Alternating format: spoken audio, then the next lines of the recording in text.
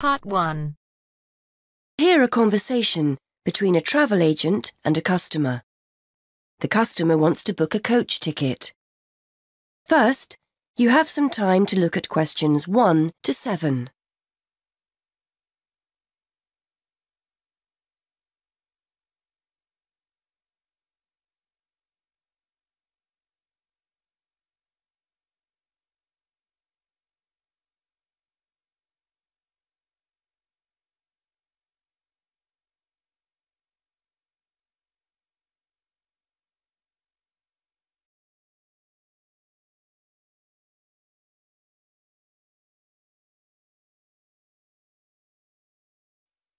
Now we shall begin. You should answer the questions as you listen, because you will not hear the recording a second time. Listen carefully.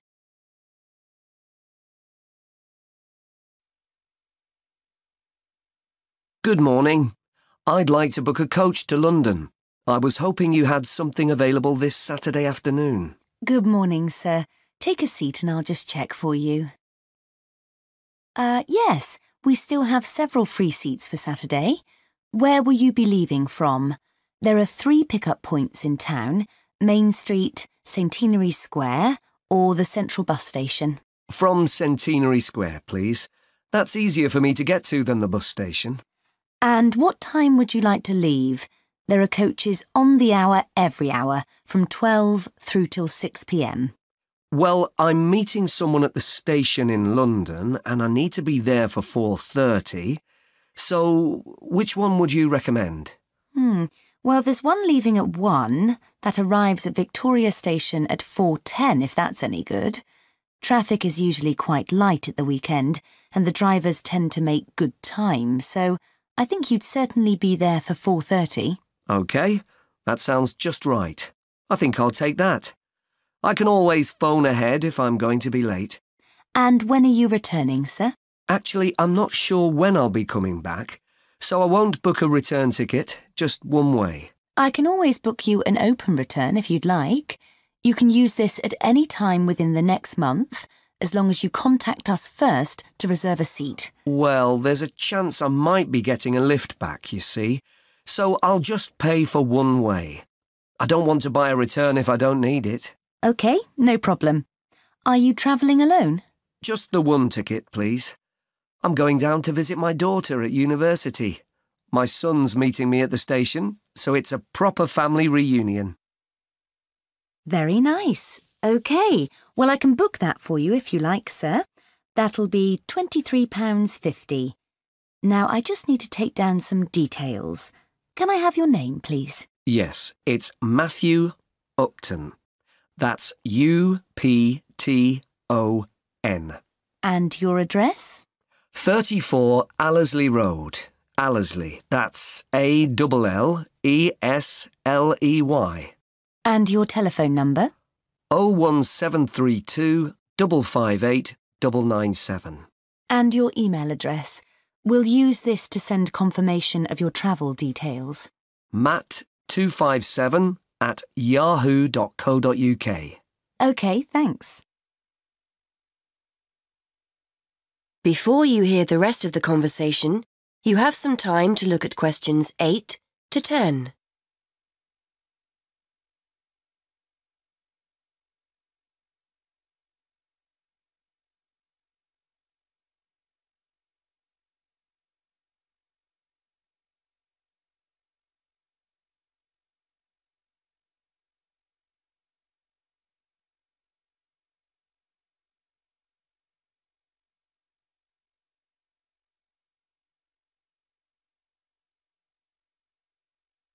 Now listen and answer questions 8 to 10. Before I forget, I'll be taking a little luggage. Is there a set luggage allowance? We offer a very good luggage allowance. You can take 2 suitcases as long as they're no more than 20 kilos each. That's 40 kilos in total, and 1 small item of hand luggage on the coach. Most people find that more than adequate. Any additional items carry an extra charge of £10 for each bag. I certainly won't be taking that much, so I should be OK. I was worried I might be taking too much. Would you like travel insurance included with your ticket? It's an additional £2. No, I don't think so. No problem. It's not compulsory. OK. How will you be paying? Actually, I've been having trouble with my debit card today, and I've left my chequebook at home, so I'd better pay in cash. You'll give me a receipt, won't you? Certainly, and we'll send confirmation to your email address as well. So that's £23.50, sir. If you just wait a minute, I'll print you off a receipt.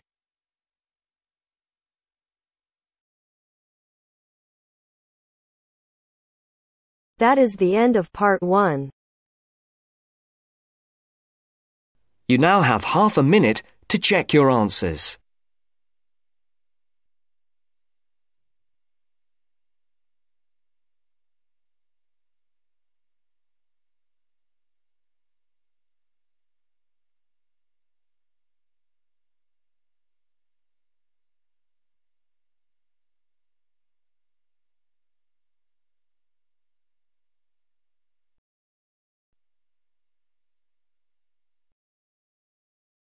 Now turns to part 2. Part 2. Listen to the whole survey in the correct order and answer the questions. First, look at questions 11 to 14.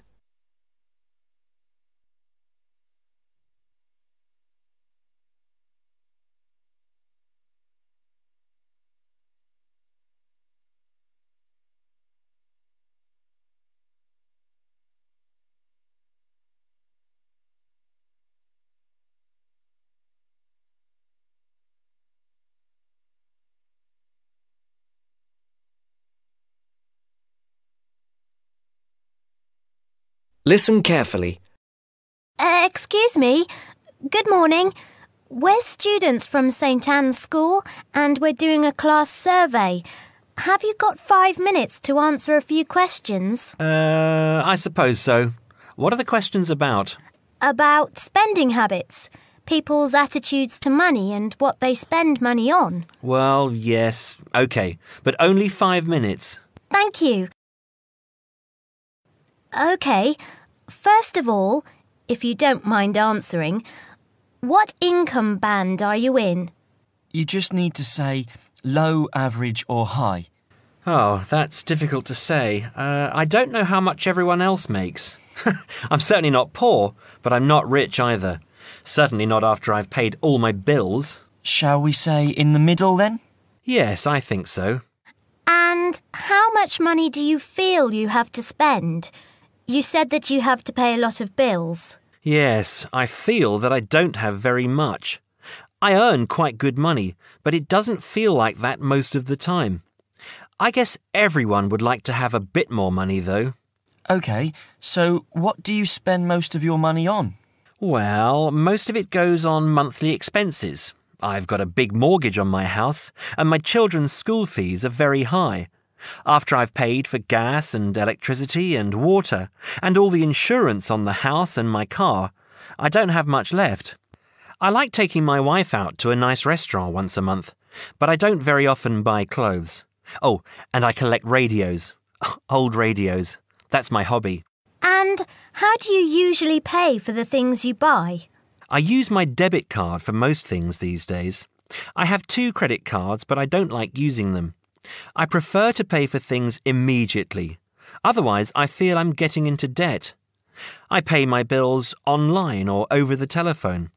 I usually have between £10 and £20 in cash with me to pay for emergencies, taxi fares and that kind of thing. Before the broadcast continues, look at questions 15 to 20.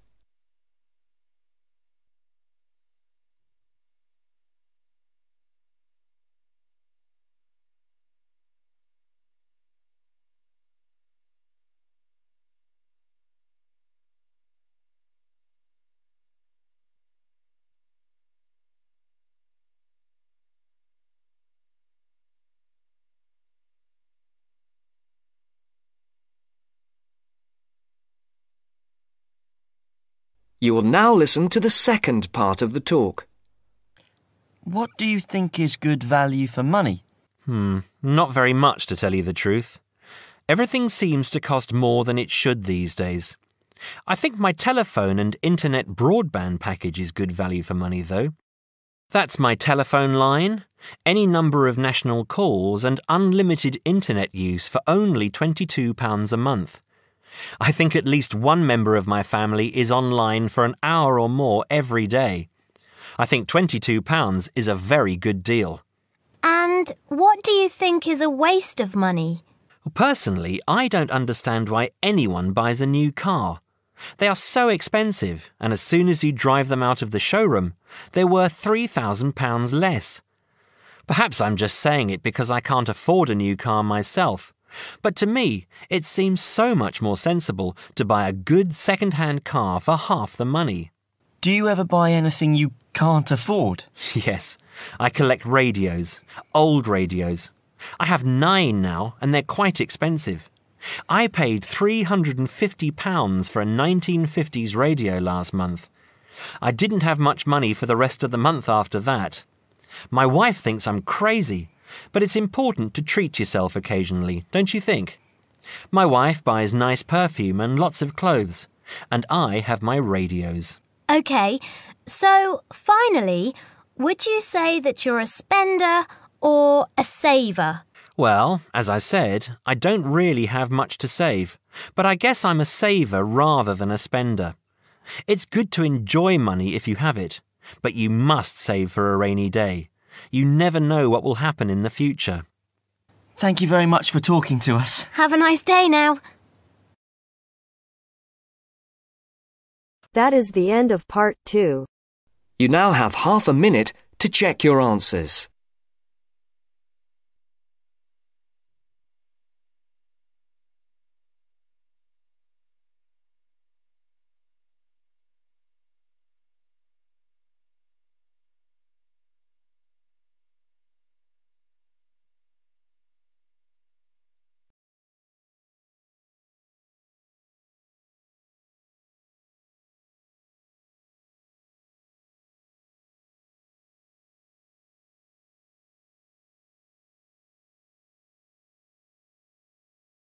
Now turns to part 3. Part 3. You will hear a conversation between a student, Kayana, and a professor about an assignment. First, you have some time to look at questions 21 to 27.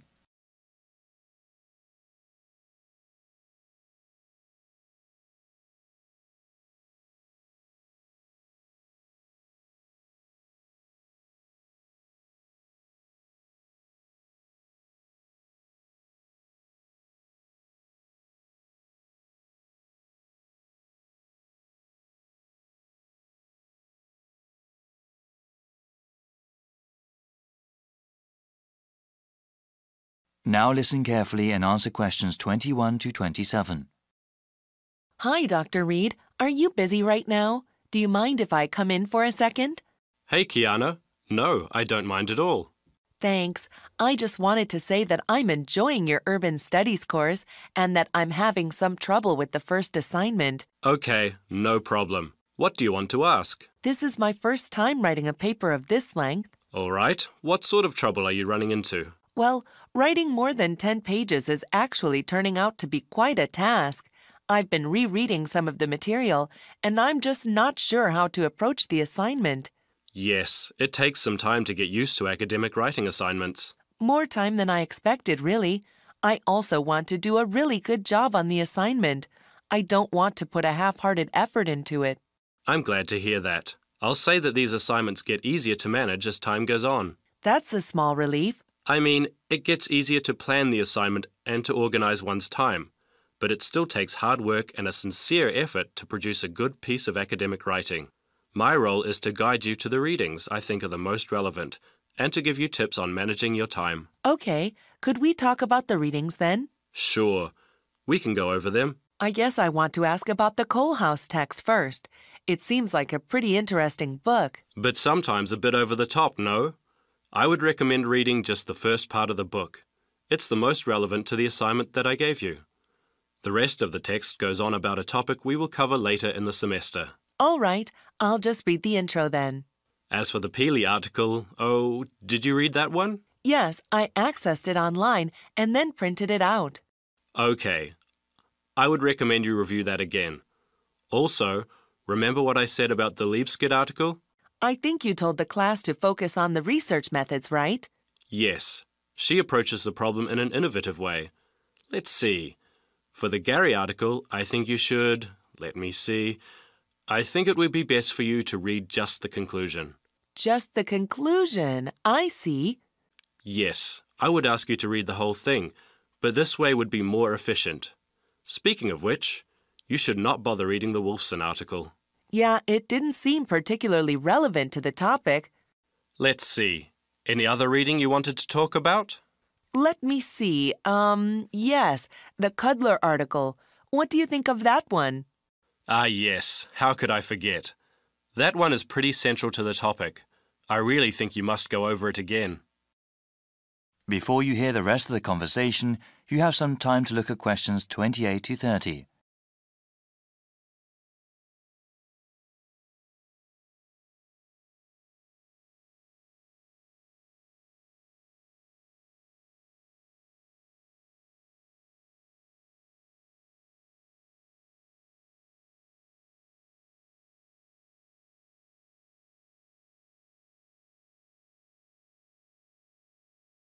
Now listen and answer questions 28 to 30.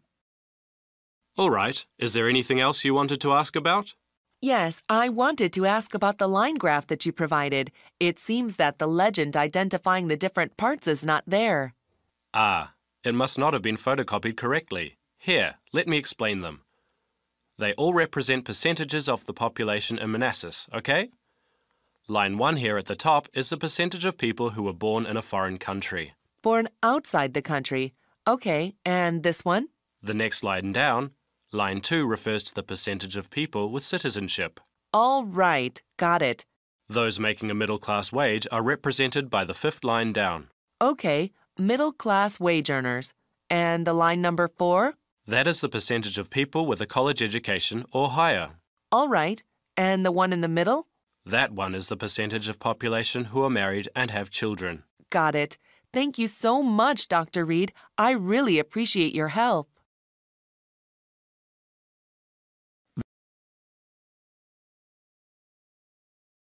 That is the end of part 3. You now have half a minute to check your answers.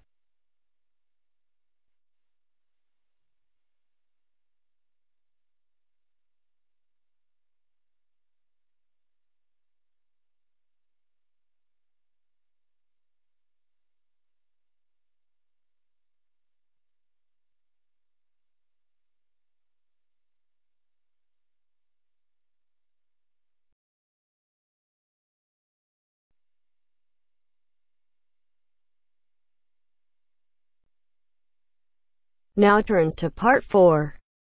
Part 4. First, you have some time to look at questions 31 to 40.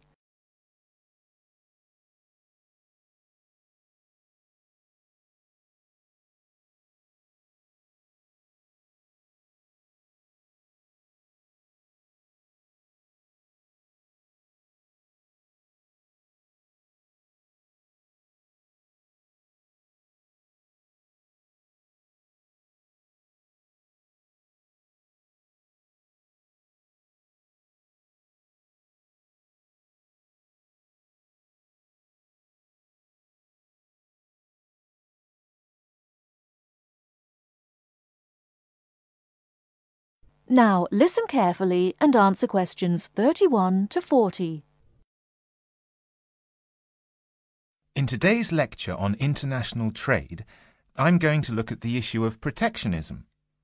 I'll start off with a definition of protectionism and then go on to look at the methods countries have used to protect their economy. Following this, I'll look at the advantages and disadvantages of protectionism when compared to free and open trade.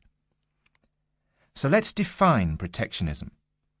Protectionism at its simplest is the opposite of free trade. It is the practice of protecting domestic industries from foreign competition by using import duties or quotas.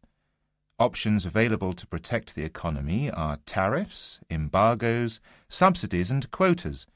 Let's examine these in turn with some examples. Tariffs are one form of protectionism. It is a tax which is applied to imported goods but not to home-produced goods. The idea is to make the imported goods more expensive than the home-produced ones so that consumers buy home-produced items. An ongoing example of protectionism via tariff is between Britain and the USA. Britain buys most of its bananas from Commonwealth countries, largely in the Caribbean. However, the USA owns banana plantations in South America. In 1999, Britain refused to buy bananas from South America, so the US government put tariffs on some British-produced goods. The most famous example was a tariff of 100% import tax on wool products from Scotland brought into the United States. The next method of protectionism is embargoes. An embargo is a complete ban on the import of certain goods. For example, following the Cuban Revolution in the 1950s, the USA banned the import of Cuban cigars. Unfortunately, Cuban cigars are the finest in the world, and there is consequently a thriving black market in Cuban cigars in the USA. As we can see in the example, embargoes can lead to a black market, or unofficial economy, if people want the goods badly enough. Subsidies are a way governments support industries at home with money or tax breaks in order to allow them to compete better with foreign companies. In 1994, the French government provided its national airline with a £2 billion subsidy in order to help it compete with low-cost airlines. However, subsidies can have the effect of making home producers uncompetitive and inefficient. Finally, let's look at quotas. A quota system allows a certain quantity of goods to be imported from other countries. The European Union has had quotas on textiles and clothing for decades to protect its textile industries from developing countries, especially India and China. Understandably, developing countries say that this is unfair and against the principles of free trade. Let's move on now to the arguments for and against protectionism. For trade to flourish between countries, the benefits from trade need to be equally balanced. Where a country feels that it's not getting a fair share of the trade, or that it is somehow disadvantaged, it might employ one or more of the methods of protection. There are at least 4 arguments that may be given for using protectionism. Firstly, to protect employment in the home country. The simple view is that if imports are stopped, then jobs will be saved and even created at home.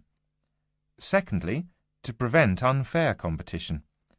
It is often said that developing countries have the advantage of cheap labour costs in their countries, and that they use this to undercut the price of the same goods produced in richer nations.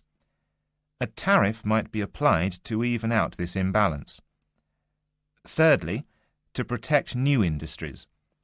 A new industry, particularly one in a developing country, might not be able to compete with long-established industries elsewhere. Tariffs and quotas give new industries the chance to build up production to the point where they can compete. Fourthly, to raise money. Tariffs were once used as a way of raising revenue for the government. In modern countries, they are now seldom used for this purpose, as the damage to trade often outweighs any immediate benefits. Now for the arguments against protectionism, which are perhaps simpler to summarise.